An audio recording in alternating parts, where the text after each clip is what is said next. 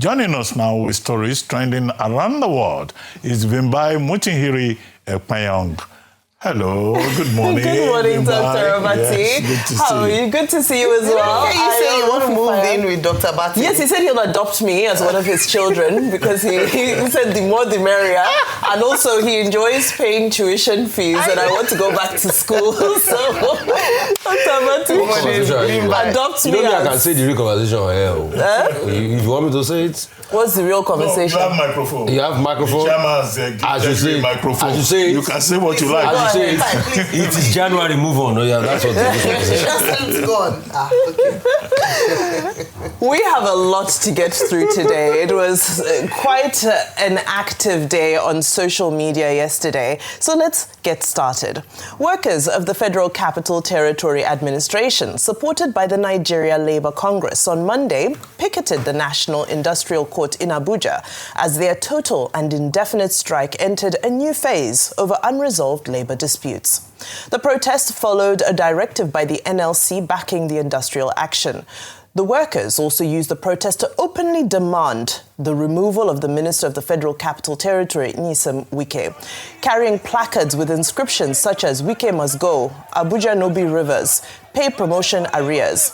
The protest initially began at the National Industrial Court, where the protesters were seen cheering the arrival of Femi Falana, SAN, at the court. However, it took a heated turn when the protesters made their way to the FCTA Secretariat, and one of them claimed to have sighted the minister allegedly attempting to leave. So here is what transpired. Speaking out. See him speaking out. See Wike speaking out. See Wike running. See him running. See him running. Wike is running. Cash him. Cash him. Cash him. Cash him. Cash him. A landlord of FCT that is using backdoor to run. We have identified the landlord that is using backdoor to run. We have seen him with our eyes. He's not a genuine landlord that is using backdoor to run. Yes. We are FCT. We chase our landlord. All right, well, this morning we were able to reach out to the minister's team. We spoke to Mr. Lere Olayinka, who confirmed that, yes, that was Minister Nyesom Wike in that car.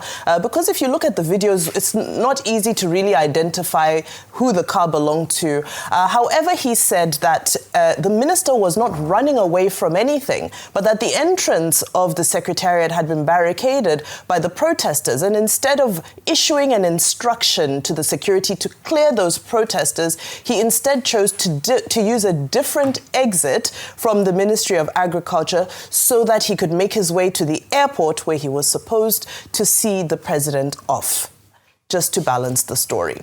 Meanwhile, in River State, loyalists of the FCT minister have won the APC primaries for Ahoada East Constituency 2 and Khana Constituency 2 by-elections. Senator Magnus Abe spoke after the victory, declaring that the FCT minister Nyesom Wike is the leader of the Renewed Hope family in River State. The minister of the FCT is the leader of the Renewed Hope family in River State. There is no confusion and there is no dispute about the different roles that people are playing. So that's what I want to say to Rivers people. Everybody go and revalidate your membership. We're all working together. We're all supporting President Tinubu. And Rivers State will deliver the highest percentage of votes for the Renewed Hope family in this country. That's our commitment. Okay, thank you. Yes. Well, there we have it. Developments yesterday in the FCT and in Rivers State as well.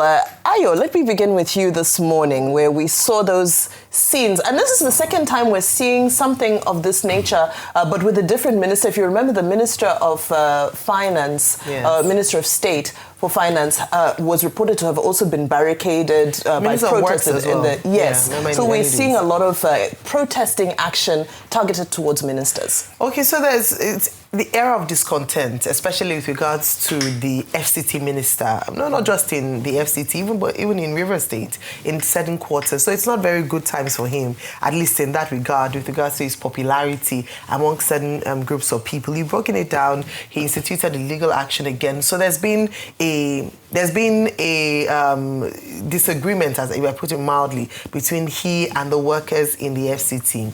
Some people have accused him of being high-handed. Some people have said that, there are certain issues around contracts that are high-handed, and so they have come out as a people to protest. Even though he says he wasn't running away, the truth is that I don't agree that there should be any sort of violence to his person. People can protest peacefully as they have a right to.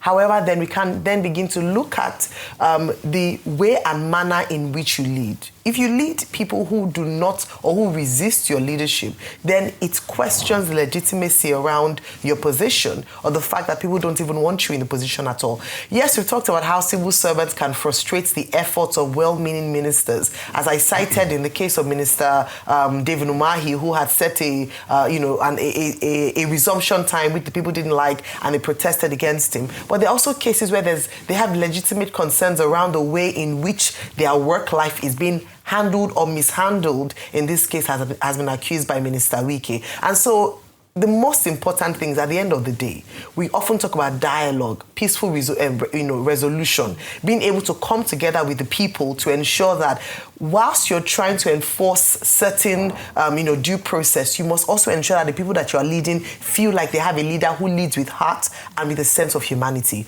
That's the only thing, that's one thing I would say about that. Then with regards to what's happening in Rivers State, there's a conflict in the statements made by the camp of the APC. On one hand, they assert the fact that they are firmly behind Governor Fubara, and in many cases that the governor is the leader of the party in that state. And then we also have in other instances where people, individuals come out to say that, okay, it's Governor, is Mr. Nyesom Wike, who is the leader of Renewed Hope. I believe that this is now time for the APC to, like would be said on the streets, with their full chest, come out and put this matter to rest, so that Governor Fubara does not feel like an outsider, having decamped from the PDP to the APC, and possibly on the platform of assurances and reassurances to him with regards to his position in the APC. It has been made clear by the APC that he's the leader. That has to be sorted out so that we do not see political head butts in Rivers State. And Dr. Batix, before you go ahead, I just want to add something. The vagueness in your commentary on the Wike matter has to be clarified. Okay. And it is as follows. What are the facts of the matter? The FCT and the FCDA, they are the two bodies responsible for the management of the Federal Capital Territory.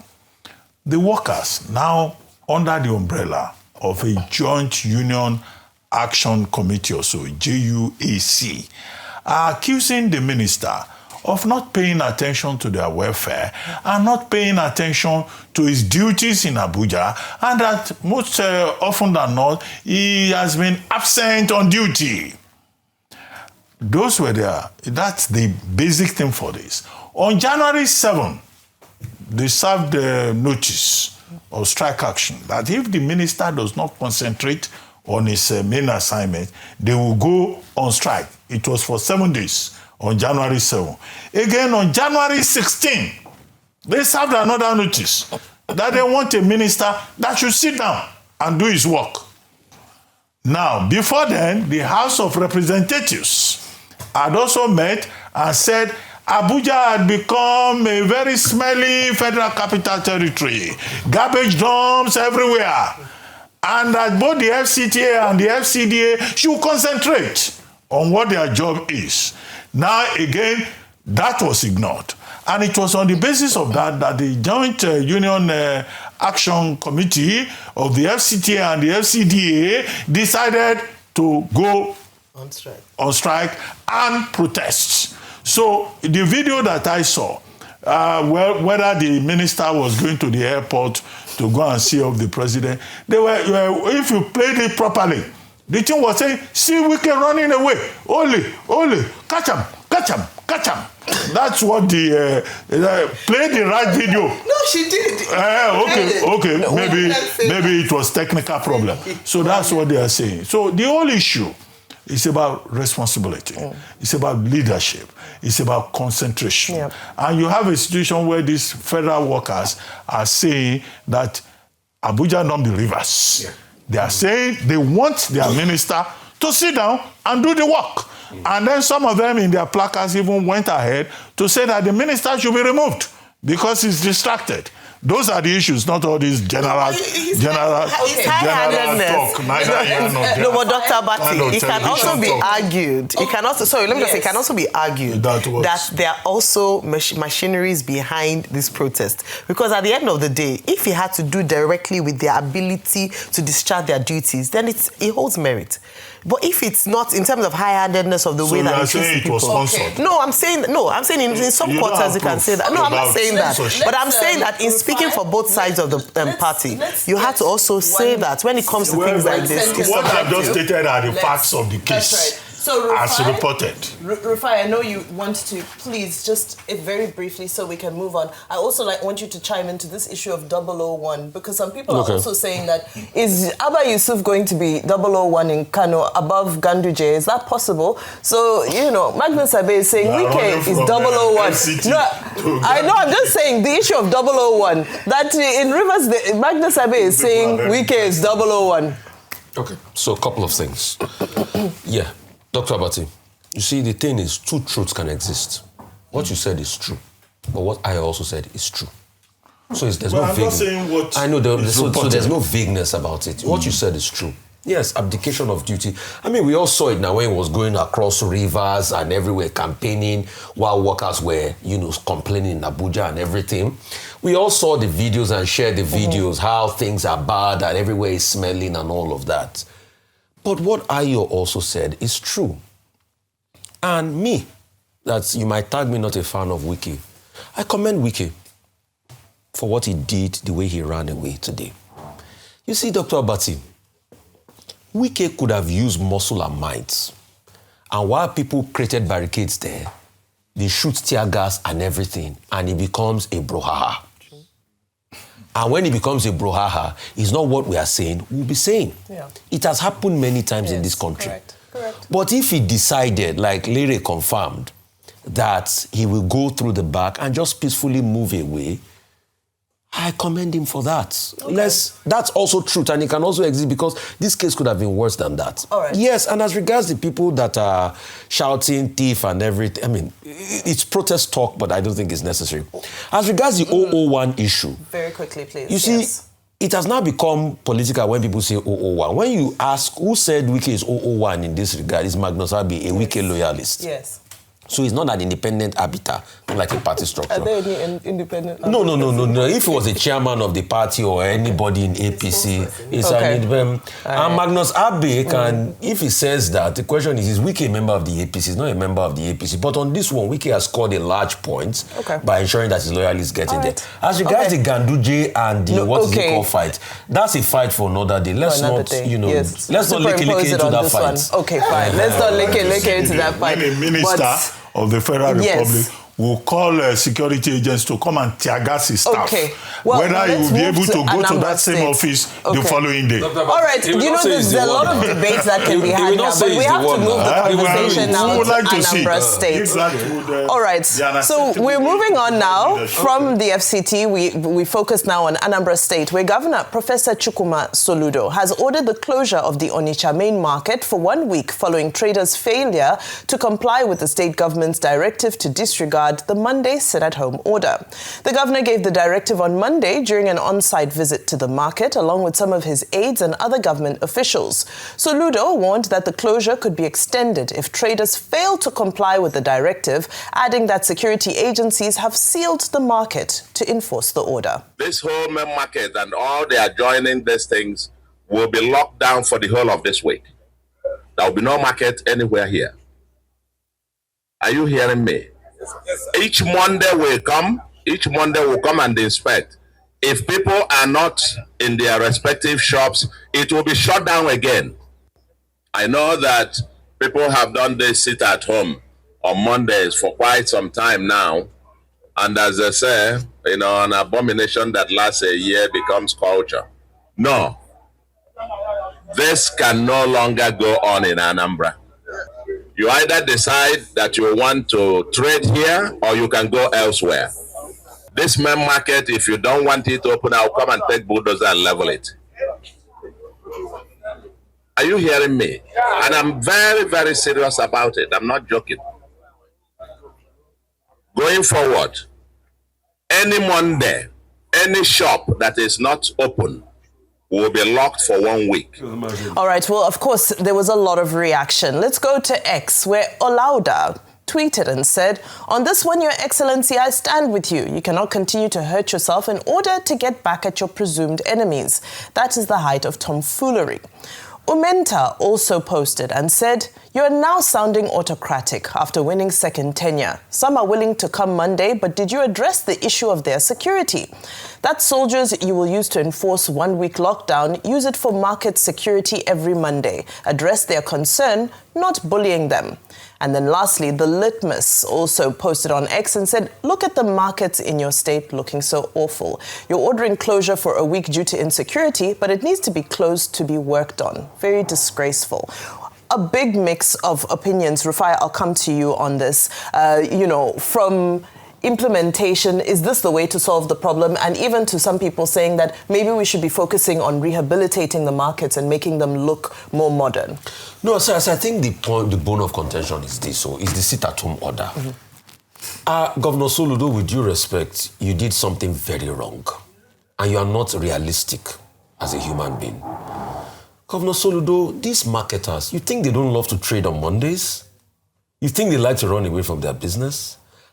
I have many people that have industries in Anambra. In fact, one of the oldest industries in this country, Kate Industries.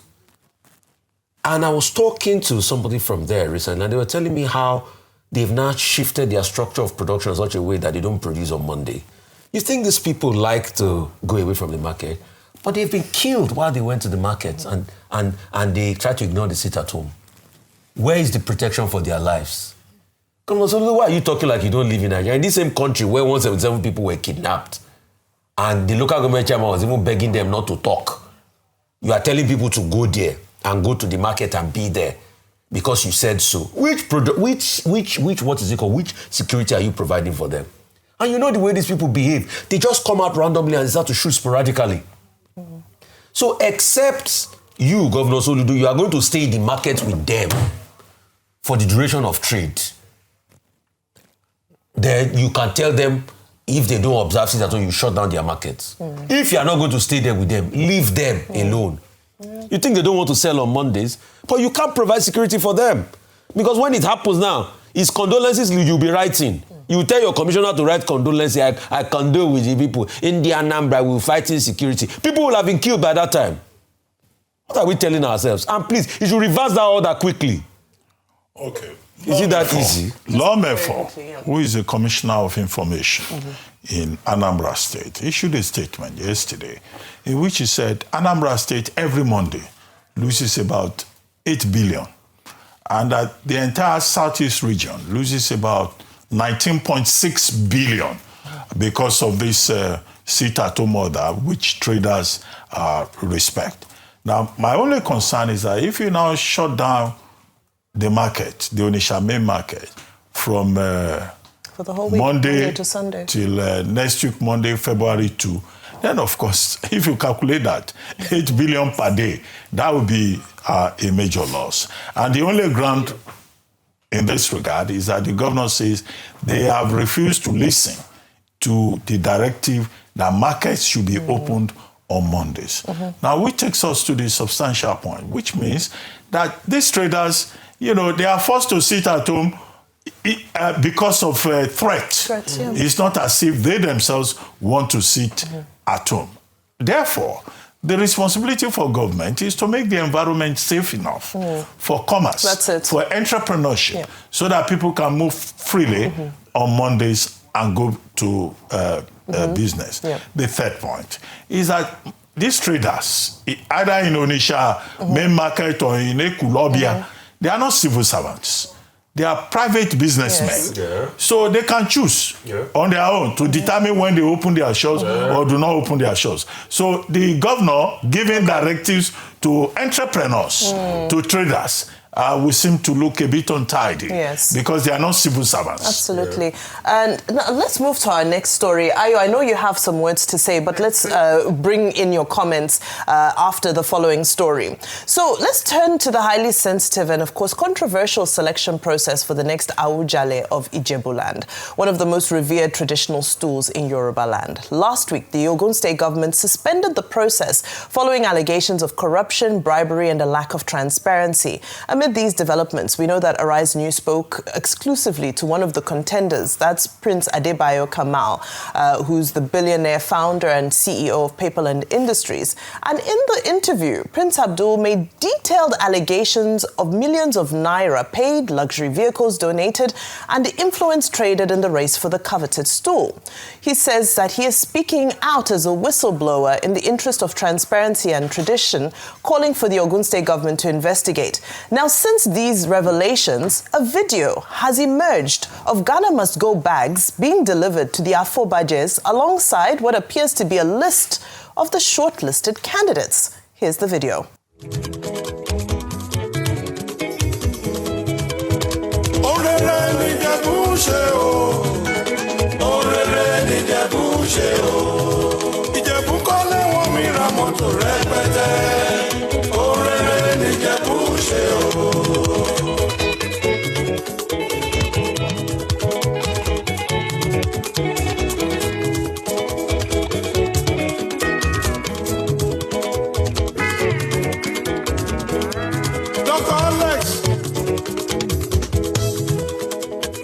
Adetola Omobanjo,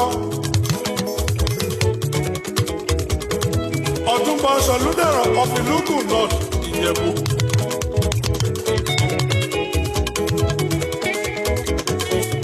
Otumba Oshushumoye of Iluku North Ijebu. Well, of course, it's difficult for us to ascertain the contents of the bags or what was written on the pieces of paper. But Ayo, this adds more fuel to the stories emerging from this very, very hotly contested stool. You know, I'm smiling. Of the three on the table, I'm the only You're the neutral party. I'm the neutral party. You're the neutral party. We talked about this earlier. To my left, I had the Ijebu man. To my right, I had the Egba man. No, but it has a lot to say. But let me just quickly speak on this. From a neutral perspective, and just as a Nigerian. Like you mentioned, if you look at that video, there are a number of things that are questionable. The reason why is because when you see Ghana Must Go back traditionally in Nigeria, what comes to mind? It's the branding of the bag. You see Ghana Must Go carries what? Money. However, there's no proof empirically that it's money that was inside the Ghana Must Go bag. It could very well be clothes for charity. It could very well be papers for, listing the family members in Fushegbuwa. Anything could have been in the Ghana Must Go bag. So it would be remiss of me to now just conclude that because Ghana Must Go is synonymous with money in Nigeria, it is definitely money there.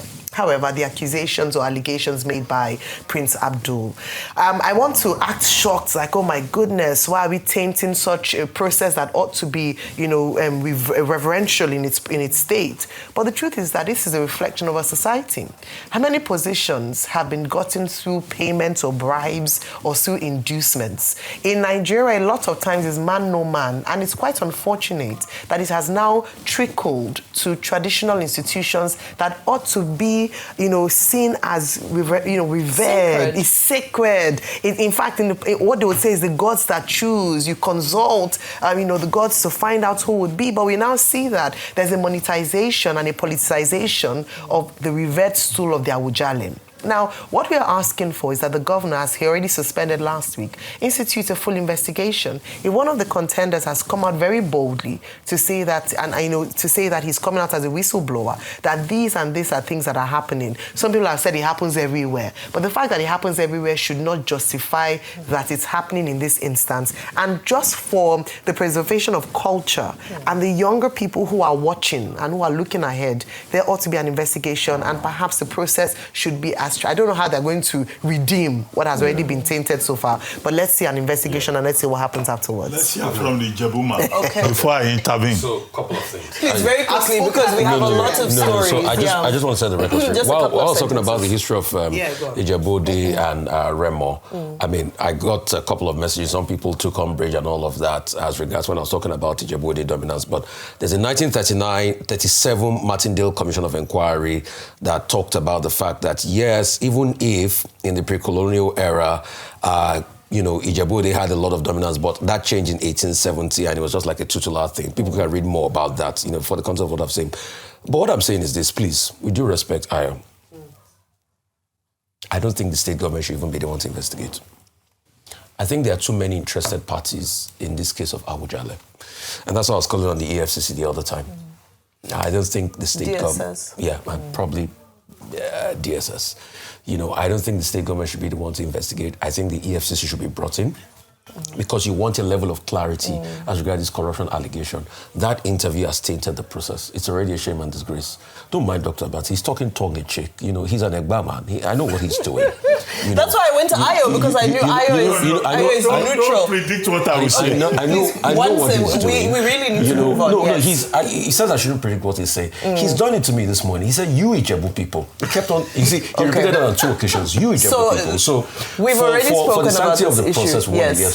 Please do not allow Dr. Abati to talk about this issue. Please, I beg you. Move on. Dr. Abati can add this to future comments in the next story. What I was calling for is a peaceful selection process. That's it. And respect for that reverse. That is it. But it's something else I wanted to talk about. I think we should cease and desist from using this expression, Ghana must go.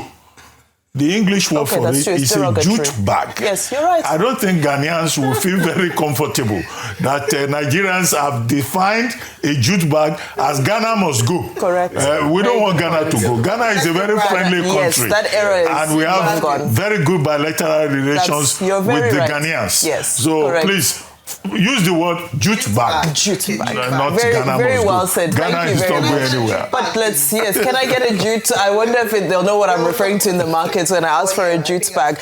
But let's go on to our next story, where the Minister of Works, David Umahi, has said that his political influence and status have grown far beyond what they were when he served as governor of Ebonyi State. Umahi made the statement while speaking at a community gathering in Ebonyi State as he was flanked by his son, 27-year-old Osborne Umahi, who is a candidate for the APC chairmanship seat for Ohazora local government area of the state. And of course, we know that his son recently secured the nomination form for 30 million naira. The video of Umahi speaking has gone viral on X. Embrace me as one of your own. Don't listen to noisemakers. My capacity is like 10 times when I was governor.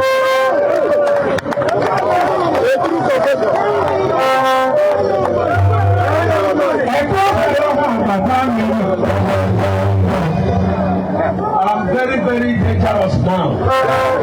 Let nobody follow me. The cross is very dangerous. You hear me so? You hear me so?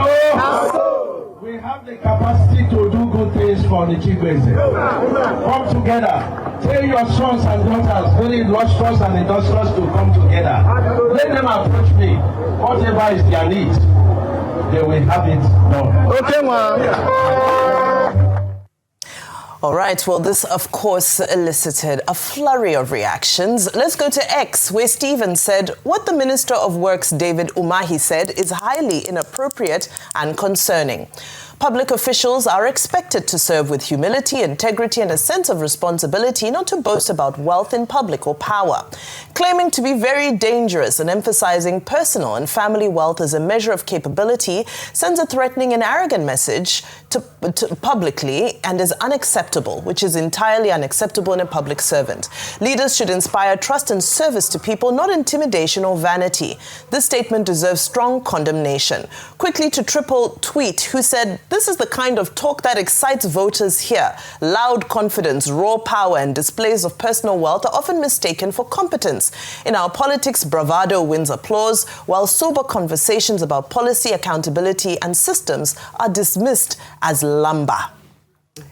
Lamba means lie. Yes. Lamba is actually supposed to be the 11th letter of the Greek alphabet. Yes. But I think it's become a byword for lie. For lie. I think that the Minister of Works, they have been taken out of context. Because I listened to what he said, and taken out of context to the extent that he said he was speaking in jest. It was a mirthful, playful contest. He said that now, as a minister, he is dangerous. Such a word does not exist in the English language. The word that exists in the English language is dangerous. So dangerous probably belongs to another type of dictionary. And then when he said he's 10 times bigger, he meant in terms of capacity and in influence. He didn't talk about cash. I didn't hear him saying he's richer now and he can do anything that is possible. And then he referred to Umahi family. That is his political family. And you could see that he was in a campaign mood. The people around him will probably be his political associates. Including his son. Well, I don't know whether that was his son. That was his son there. His name is Osborne. Okay, yeah, okay. So whether it is his son or not, but this is, political associates forum. And then he heard the youths. He called them youths. They said action. So I think in terms of the spirit and all of that, let us not overstretch it. I'm sure if he were to respond, or any of these hyperactive spokespersons, they will say it was taken out of context. So, except you want to educate me about the difference between dangerous and dangerous in Nigerian dictionary. I want to real just quickly. 20 seconds for this statement. statement. Dr. Abati, in the spirit of saying the basic, I thought you were going to ask, how did a 27-year-old get 30 million to buy APC chairmanship form? Those were the questions I thought you were going to ask, 27-year-old. I mean, didn't you read it in the story? Yes. I thought, but maybe you forgot that, Dr. Abati. So how did he get 30 million naira in this hard country? Secondly, I thought in Kogi, they just bought from the president. You will defend 100 million. Dr. Abati. No, people buy funds for people. Umahi is your guy. This is Nigeria. Umahi is your guy, Dr. Abati. Umahi is your guy. No, so you don't have any evidence to that effect. Have you ever seen me with him? No, never. No. Have you ever seen me with him? But that's the question I'm asking. Because am I from the same state? Because when Ayo said the same for Wike, you came for Ayo and you said she has no right to say that. I didn't say she doesn't have a right. She has a microphone that has been donated to her. I'm not finished. So she can say what she wants. To our good news report now, where on January 21st, 2026, for the first time, 24 Nigerian universities appeared in the Times Higher Education World University Rankings by subject, making Nigeria the most represented country in sub-Saharan Africa in the 2026 edition.